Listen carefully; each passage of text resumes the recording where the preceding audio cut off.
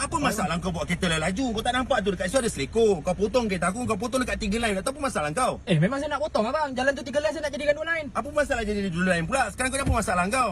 Aduh. Bang. Salah ni bang.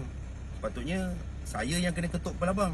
Bukan abang tunjal kepala saya. Yang kau nak maki-maki aku bal? Yelah bang, dekat situ kan jalan 3 lain. Lepas tu abang pergi potong saya kat selekor. Apa masalah abang sekarang ni?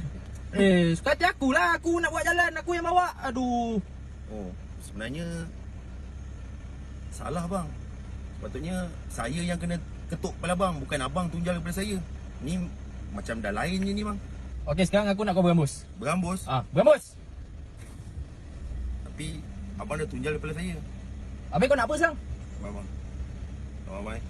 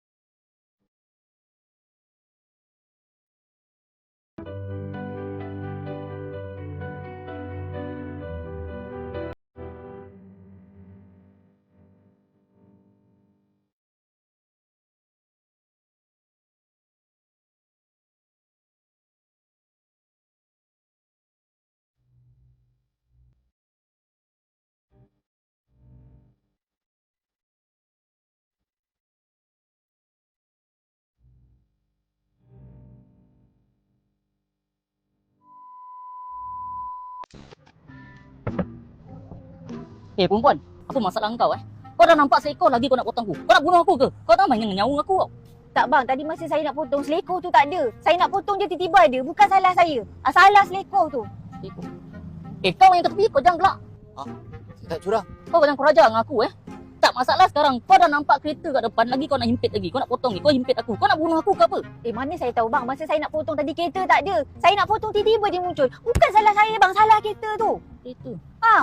Okey tak. Sekarang ni tetap salah kau. Apa masalah kau? Tak bang. Sekarang ni saya memang tak salah. Yang salah tu abang, kereta dengan selekor tadi. Saya tak pernah salah. Perempuan tak ada salah. Macam tu Itu saya minta maaf Salah saya. Memang salah abang.